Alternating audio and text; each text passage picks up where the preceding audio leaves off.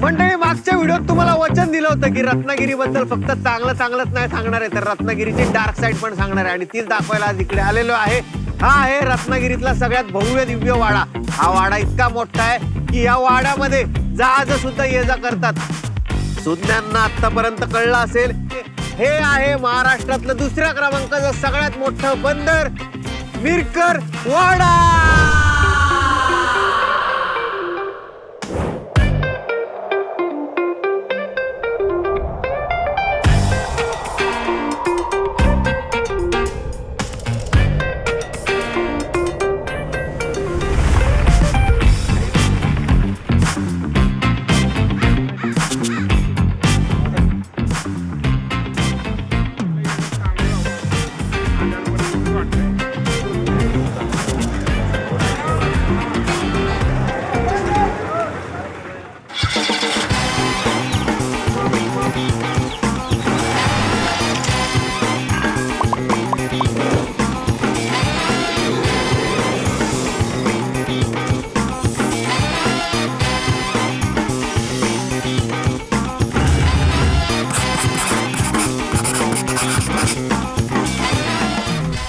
जोर लगा के, जोर लगा के, जोर लगा के, जोर लगा के, सरकत का नाहीये, सरकत का नाहीये हे.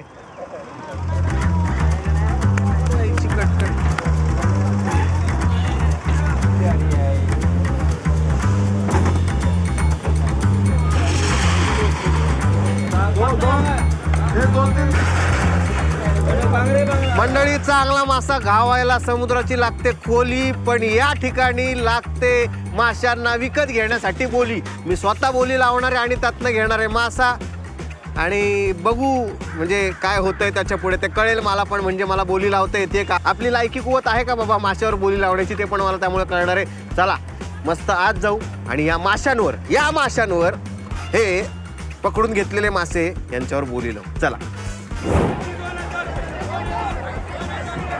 एवढी गर्दी झाली इकडं, मॅटर काय? ऑप्शन चालू आहे मच्छीचं ऑप्शन चालू आहे. म्हणजे काय करतात? ऑप्शन चालू आहे, सॅम्पल आणलेले आहेत, याच्यावर रेट होणार. आता रेट झालेला आहे. आता 1500 रुपये मच्छी आहे, पेडी मच्छी आहे, त्याचं ऑप्शन चालू आहे. 1500 बोलींनी सुरुवात करायची, कोणी ठरवलं?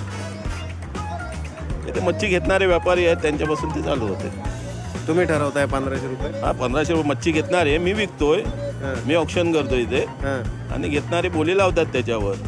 आता हे किती किलो असेल? आता 1200 रुपयापासून समजा चालू झालं. 1200 रुपये दुसऱ्यांचे होते, नंतर दुसरा 1250, 1300, 1350, 1400, 1500 असं झालेलं आहे. आता शेवटची स्टेप आहे. आयुष्यातली सगळ्यात मोठी बोली कोणती होती? सगळ्यात मोठा आकडा बोलीचा माशांवर लागलेला तुमच्या आयुष्यातला, तुमच्या उभ्या आयुष्यातल्या काळातला सांगा. घोल होते, गोलीचं होते ऑप्शन. किती बोली लागली होती सगळ्यात जास्त माशाला? बोली 50,000पर्यंत झाली होती.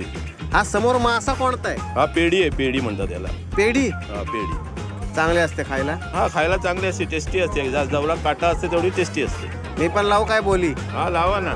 चला मंडळी, आज आपण बोली लावणार आहे आणि सगळ्यात मोठी बोली कोणाची लागणार आहे? स्वतः सूरज भाऊ खटावकर. ते दोन्ही मिळून सुरू करू. जात आहे. 50 एक डिश माल होगा, 50 एक डिश माल होगा. बोलो भाई. 1200, 1300, 1400, 1400, 1500, 1550, 1555, 1 रुपयाने 5 रुपये किंवा 10 रुपये, 10 रुपये किंवा 25 रुपये. हा ठीक आहे. 10 किंवा 25, 1625, 1625, 1625 1, 1625 1, 1650, 1675,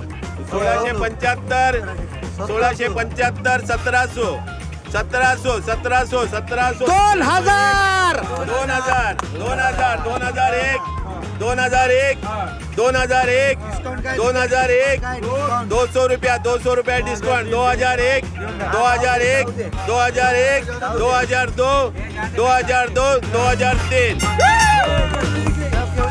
अशा पद्धतीने आपल्याला ही मच्छी मिळालेली आहे. 32 किलो मिळणार ना?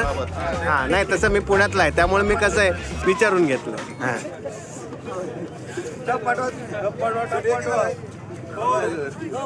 वा. काय पाठवू? टप टप टप बॉक्स पाठवा. टप पाठवायचं? हा माल घेतला होती मी. टप पाठवा. आता त्याला वेगळा खर्च होईल, ते कसं काय करायचं?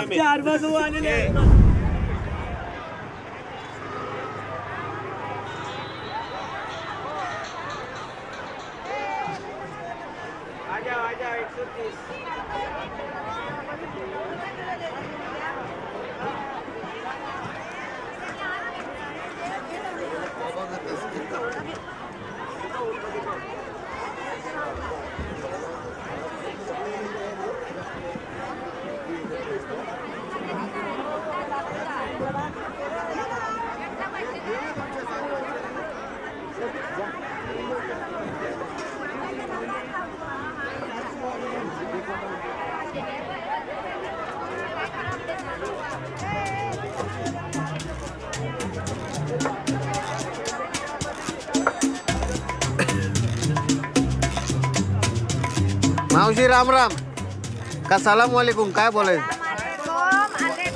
आलेकुम सलाम.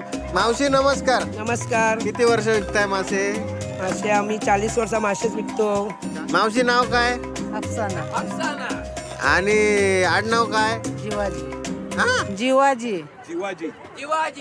हे काय हिंदू मुस्लिम समांत गेलं तुमच्या आडनावानी. तर हे माशानी नाकाला श्वास गुदमरत नाही का या वासानी? नाही नाही, त्याला वास येत नाही. ते खराब मासे नाही, ताजे मासे असतात दादा. कळणार आम्हाला शिकवा जरा, मला मासा कसा ओळखायचा शिकवा. तुम्हाला या इथे बघा, या बघा, हा या शेकरा असते, या तर लाल आहे, हा या जर पांढरा असला ना हा ते खराब, हा. ना लाल असला ना ते ताजा. या बघा, हा. अच्छा, आणि खराब मासा कसा म्हणजे तो ओळखायचा? आता खराब दाखवायला हाय नाही दादा इकडे, मग दाखवलं असतं तुम्हाला. आम्ही मुस्लिम आहे. पण आडनाव का असं? जीवाजी. शिवाजी कसं काय? या माशांना कधी पकडलाय? या मासे आता मी सकाळी घेतले, ते रात्री पकडले आणि सकाळी बोटी येत. खेकडा जिवंत ठेवलाय, बाकीच्या माशांना मारलाय असं का? बोटीवाला मारतात. मामा या ना तुम्ही पण इकडे, असं या जरा, फिरा जरा, यावा जरा इकडे यावा. मामा काय नाव तुमचं? मी इरफान मुकादम. मुकादम आडनाव कसं काय? पठाण खान कुठे गेले तुमचे? पठाण आहेत आमचे भाऊ आहेत पठाण. तुमच्यामध्ये गोखले जोशी पण असतात काय? नाही, मला खाजगीत सांगा, मासा वाटावर घेतलेला परवडतो का किलो मध्ये? किलो मध्ये. कसा काय? म्हणजे आता- तुम्ही विकता ना तर वाट्यावर विकता. हा वाटा आहे काय? या वाटा नाही, हा मग? किलोवर मासा आहे. अच्छा, हा, या 600 रुपये किलो आहे. 600 रुपये किलो. किलो, हा.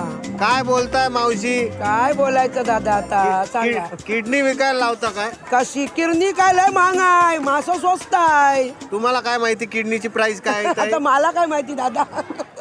खेकडा जिवंत ठेवतात आणि बाकीच्या माशांना मारतात असं का? आधीच मारलं तर विकला जाणार नाही. त्याला वास येतो, खराब होतो तो. हा, लगेच खराब होणार या. लगेच खराब होणार, जिवंत विकायला लागतंय. आणि हा एक्सपोर्ट होतो, फक्त मुंबईलाच नाही चालत, हा चायना पर्यंत जातो. हा कुर्ला तसं रत्नागिरीतला खेकडा चायना पर्यंत जातो. मावशी मला सांगा, हे मच्छी मार्केट, मच्छी विकणं परवडतं का? पैसा मिळतो का यातून? काय 10-20 रुपये बाबा मी कमवतो. किलोवर 20 रुपये 10 रुपये असे भेटतात. कधी भेटतात, कधी नाही पण भेटतात. भरपूर मासे आले ना की नाही पण भेटत. मावशी तुमची मुलं काय करतात? माझी मुला बाबा एकच आहे, तो शाळेमध्ये जाते. हा, ह्या मासेच विकण्याचा धंदा त्यांनी केला तुमच्या मुलांनी, तर तुम्हाला आवडेल काय? नाही चालेल नाही नाही बाबा, का हो? याच्यामध्ये नाही आणायचा. का? तो कुठेतरी नोकरीला जाऊ नये बाबा. का? पण याच्यात काय चुकीचं आहे? नको नको, ओ मुलांना नाही आणायचे इथे. हा. मावशी कसा दिला खेकडा? 350. 350 ला एक खेकडा. 1 केजी. मस्त 600 रुपये किलोला. आता आपण एक सुरमई घेऊया. मावशी यातला सगळ्यात ताजा सुरमईचा मासा आम्हाला द्या. हे बघा, हा, 1 केजी मध्ये किती येईल? 8 बसतो. 8 खेकडे बसतील. काट्याखाली चुंबक नाही लावलाय ना? नाही नाही नाही, तुम्ही दादा कुठे लावताय ना, आदन मधनं लावताय ना जास्त चेक करा, पैशांसाठी? चेक करा, घ्या बघा. मावशी हा खेकडा तर माझ्यापेक्षा पण महाग आहे. मला विकत घेता का याला देऊन? अरे तुला घेऊन आम्ही काय करणार इथे हो, काय करणार सांगा. मग भांडायला हा हा तुझी आई आली मग आई नाही, आई म्हणाल ठेवा याला. चला निघू. मला विकायला बसली लोक.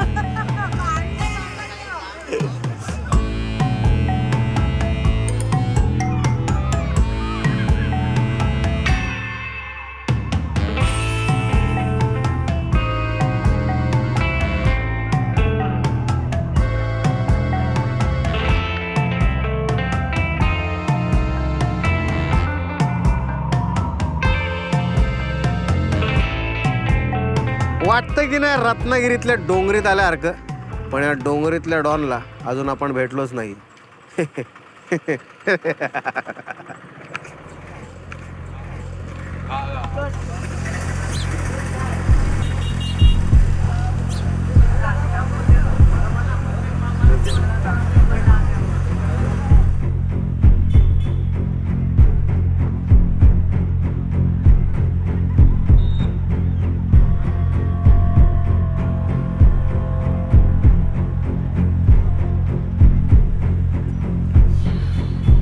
चंपा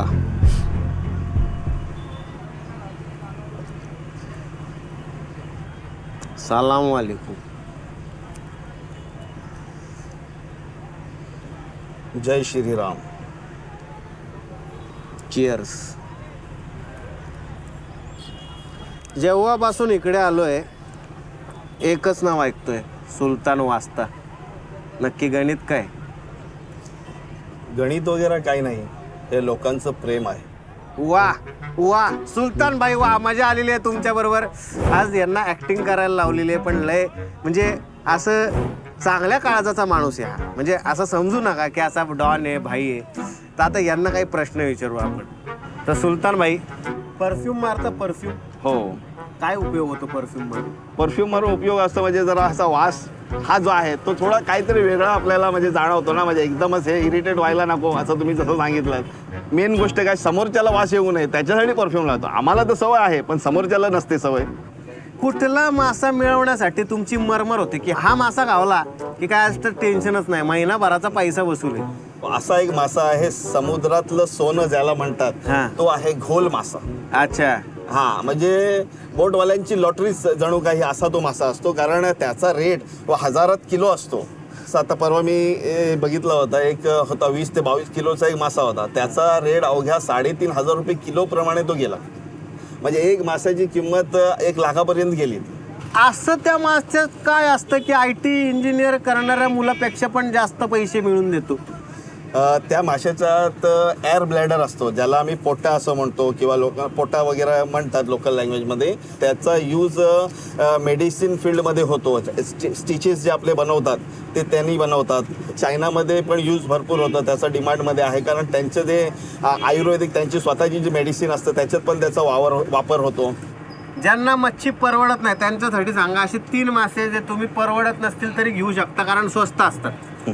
असे भरपूर काही मासे आहेत. तसं काड बांगडा आहे, अबनूस म्हणतात, पोपट म्हणतात, तो मासा आहे, ताडोसा आहे, मांदेली आहे, बोंबील आहे. हे सगळे मासे काही घेऊ शकतात लोक.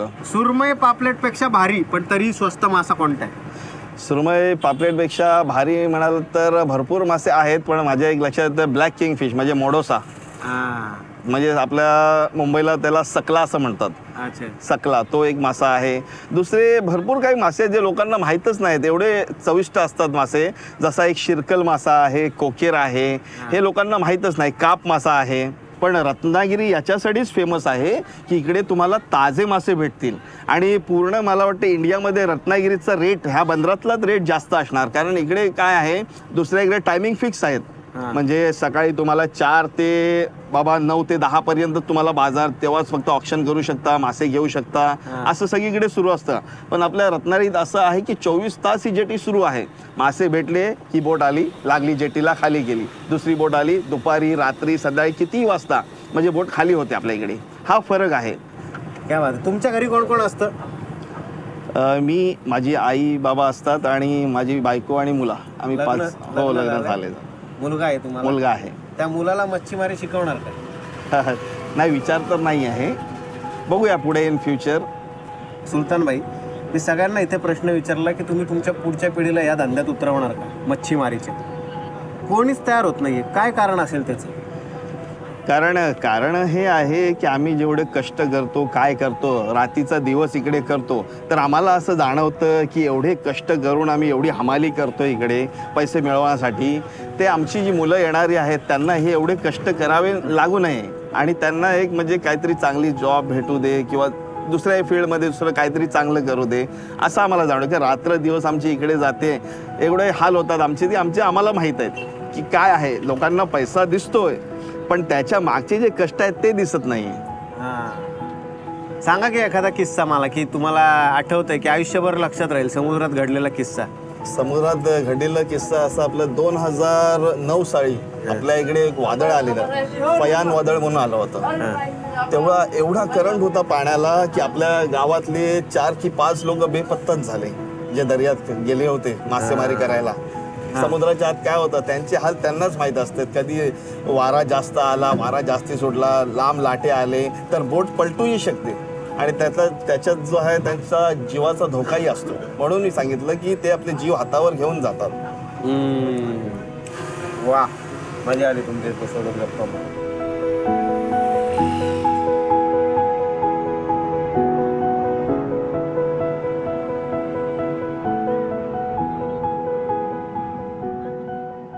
ही जागा, ही माणसं किती इंटरेस्टिंग असली तरी हा जो माशांचा वास आहे तो खरं तर डोक्याला त्रास आहे.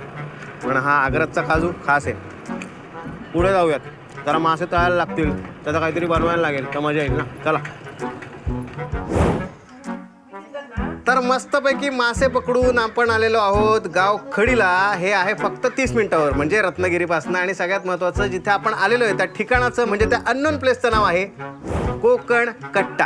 आणि हा कोकण कट्टा का महत्त्वाचा आहे माहिती आहे का? कारण की हे कुठलं रेस्टॉरंट नाही आहे, कुठला ढाबाही नाही, तर हा कट्टा. आता तुम्ही म्हणाल हा काय प्रकार आहे? तर इथं तुम्हाला जे काय आवडतं, म्हणजे एखादी भाजी आवडते, मच्छी आवडते, चिकन आवडतं, ते तुम्ही तुमचं घेऊन यायचं आणि काकू मस्त बनवून देतात. चला, मला भूक लागली आहे. मी काकूंना आता मस्त आपणच आजच आणलेली ताजी ताजी मच्छी बनवायला सांगतो. मावशी, मस्त मच्छी करून द्या मला.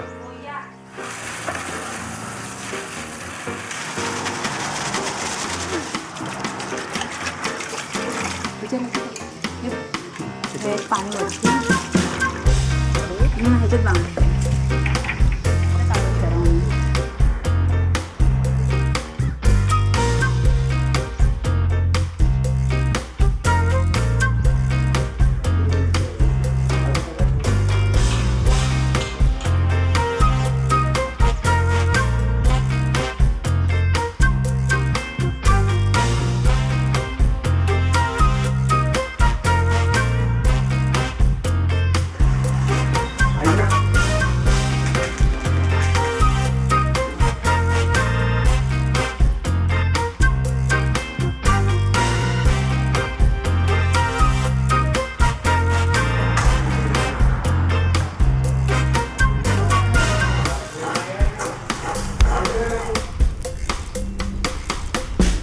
बरं का मावशी?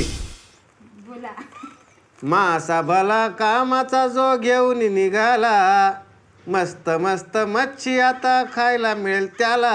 कसं वाटलं? छान वाटलं. मी घरी पण आईला असंच बोल करत असतो.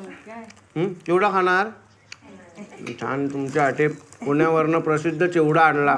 तुम्ही नाही ना? हा, मग तुम्हाला जमेल ना चुलीवरती फ्राय करायला? करूया की आपण. यात पण मदत पाहिजे काय? नको नको? मावशी, बोला. माझ्या घरी माझे 2 शत्रू पक्ष राहतात. एक माझी बायको आणि एक माझी आई. हा, वा, क्या बात आहे. त्यांना असं काय वाटतं की या पोराला काही जमणार नाही. मी काय म्हणतो, आता कोकणात आलेलोच आहे तुमच्यासाठी, ते आपण मासे आणले, तुम्ही आम्हाला ते करून देताय. आम्हाला शिकवा ना एखादा मासा, म्हणजे थोडंफार इम्प्रेस करता येईल का बाबा घरच्या बायकांना. असा प्रयत्न करतो नाही का? कसं करायचं जरा शिकवा. थांबा दाखवते. घ्या. तर आता काय करायचं? या मसाल्यामध्ये सोडून असं हे करा. घ्या. तिखट होणार नाही एवढ्या मसाल्याचा? नाही होणार तिखट. मावशी, या मसाल्याच्या आत हा एक जो चटणीचा काहीतरी प्रकार लावलाय तो काय? आलं लसूण पेस्ट. अच्छा आलं लसूण पेस्ट म्हणजे मच्छीला चव चांगली येते. अच्छा. घ्या पटपट तर. हा पटापट पटापट झालं. म्हणजे माझी आई, माझी बायको, माझी बहीण, त्याच्यानंतर तुम्ही. तेच म्हणलं माझ्यावर बायका. हे मच्छीचा रसा बनवायचा आहे, हे बघा. हा मच्छीचा रसा बनवायला तुमच्या घरी पण असंच असतं ना? हो, हे तुम्ही बनवला? हो करायचा बनवायचा रस्सा. तुमचा संबंध काय एकमेकींशी? तुम्ही कोण? जावा जावा, बहिणी बहिणी कोण आहेत? जावा जावा पट्ट काय दोघींचं? आमचं पट्ट वहिनीच करते जाऊ, मी फक्त जेवते फुकटची घरात. काय सांगता? हो खरोखर वहिनीच करते सर्व जेवण, वहिनीच करते. जेवण मीच करते. मी फक्त म्हशीचं शेण काढणं, दूध काढणं हा. आणि ते येऊन काम करणं. तुम्ही मोठी जाव ना, ती वहिनी आहे. छोट्या जावेचा एक वाईट गुण सांगा. सांगा नाहीच आहे, चांगली आहे. नाही, आहे वाईट. एक गुण. भरपूर रागवते, सांगेल ना ती. चिडते भरपूर. चिडते भरपूर, पण मनात काय नसतं असं. हा? चांगली आहे. चिडते भरपूर. तुम्ही एक वाईट गुण सांगा.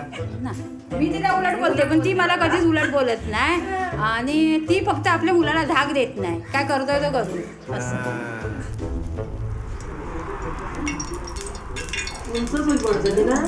तुम्ही हातात मासे टाकणार आहात?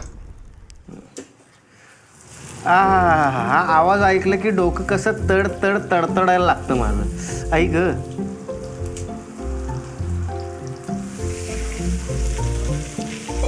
काय ते दिसतंय? किती वेळ ठेवायची अशी फ्राय करत? 10 मिनिटं फिरवायची, 10 मिनिटांनी फिरवायची. याच्यात मसाला मुरे?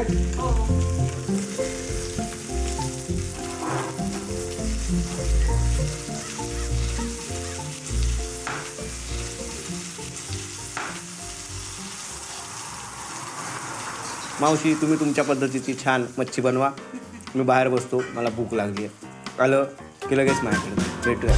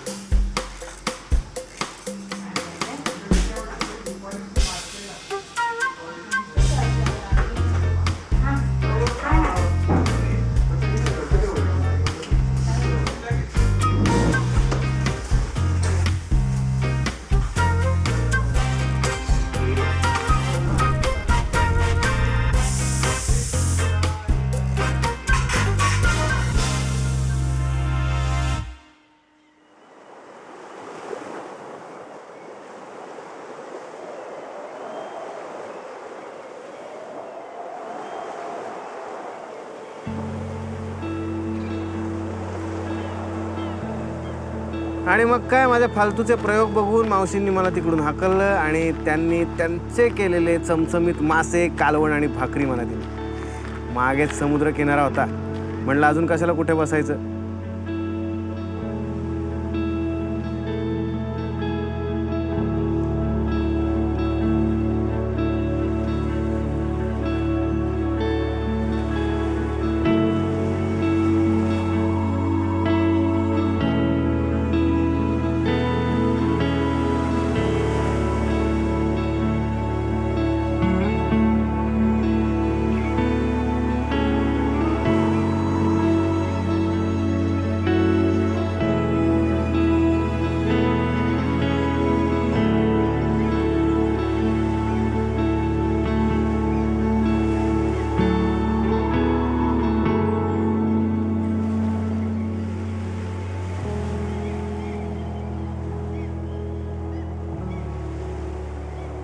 मंडळी, फायनली मासेमारी करणाऱ्यांचे कष्ट, काकूंच्या हातची चव आणि माशाचे प्राण तिन्ही पण माझ्या ताटात आलेले. काय गंमत आहे बघा. बऱ्याचदा आपण मच्छी आणायला जातो, मासे खायला अनेकांना आवडतात, पण नक्की ते मासे आपल्या ताटापर्यंत येतात कसे हे आजपर्यंत मला माहीतच नव्हतं. आणि म्हणूनच ह्या एका पदार्थाची पूर्ण जर्नी मी आज अनुभवली. आपल्याला माहिती असतं कोणतरी आपल्यासाठी मासे पकडतं, पण त्यांचा नक्की चेहरा कसा असतो, ऑक्शन कसं होतं, तो मासा आपल्या ताटात येईपर्यंत किती हातांमधून गेलेला असतो ना, ते आपल्याला माहीतच नसतं. मी ज्यांच्याशी गप्पा मारत होतो त्यांनी मला सांगितलं की हे मच्छीमारी करणारे लोक जवळपास 10-10, 12-12 दिवस समुद्रामध्येच असतात. रात्रंदिवस या समुद्रात राहणं किती रिस्की आहे ना. तुम्ही कधी विचार केला का, कधी आपल्यावर मासेमारी करण्याची वेळ आली तर हे क्षेत्र, हे करिअर म्हणून किती अवघड असेल. असो, याचा विचार करू तेवढंच कमी आहे. पण एक मात्र नक्की आहे की या सगळ्या जर्नीमुळे ह्या माशांबद्दल आणि या मच्छीमारांबद्दल माझ्या मनात एक वेगळी जागा, एक वेगळं घर तयार झालं. चला, लय प्रवचन झालं ना, जाऊ दे, जास्त आता बोर नाही करत, खायला सुरुवात करतो.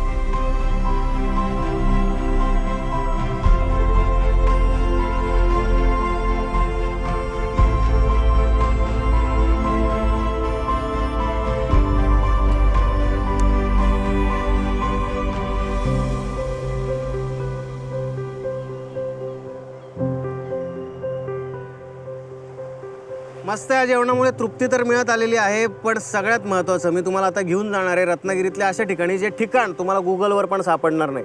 हो, मी खरं बोलतोय. आणि तिकडेच तुम्हाला ऐकायला मिळणार आहे रत्नागिरीची डार्क साईड, म्हणजे काळी बाजू. चला.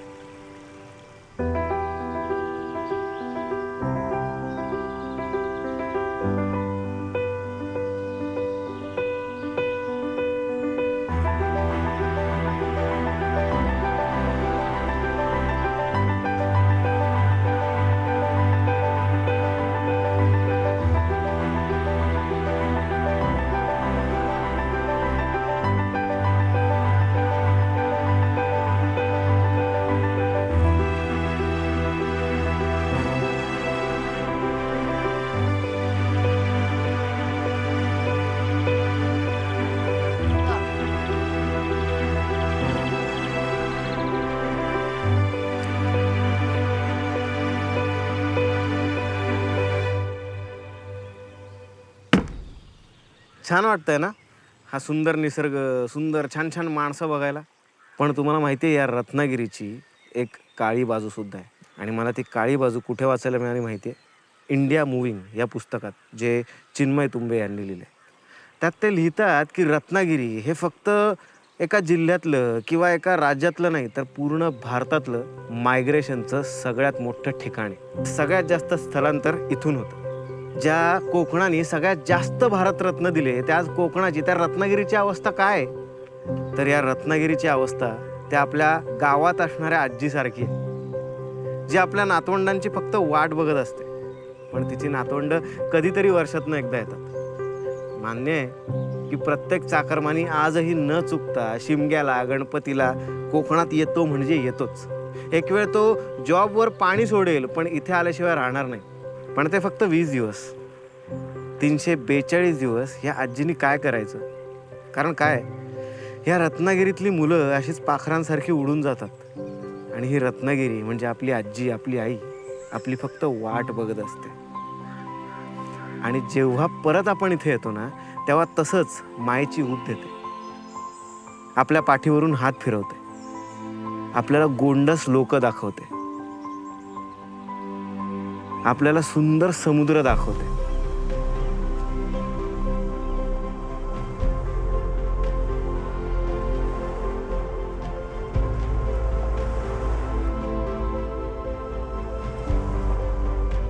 आपल्याला इथले पारंपरिक पदार्थ पुन्हा हौस मौज करून खाऊ घालते.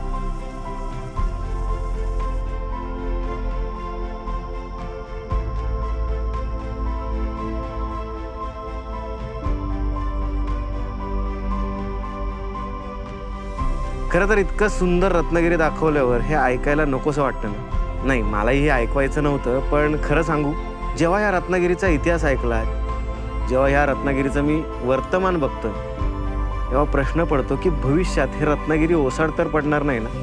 तसंच जसं गावचं घर आजी गेल्यानंतर रिकामं होतं आणि तसंच पडून विखुरलेलं राहतं.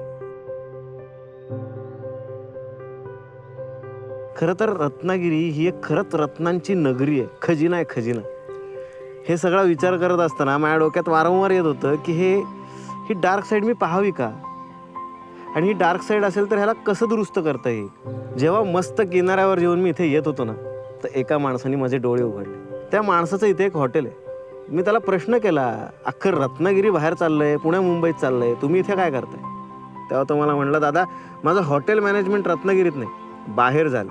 पण एवढं सगळं शिकून सुद्धा मी परत रत्नागिरीत का आलो माहिती आहे?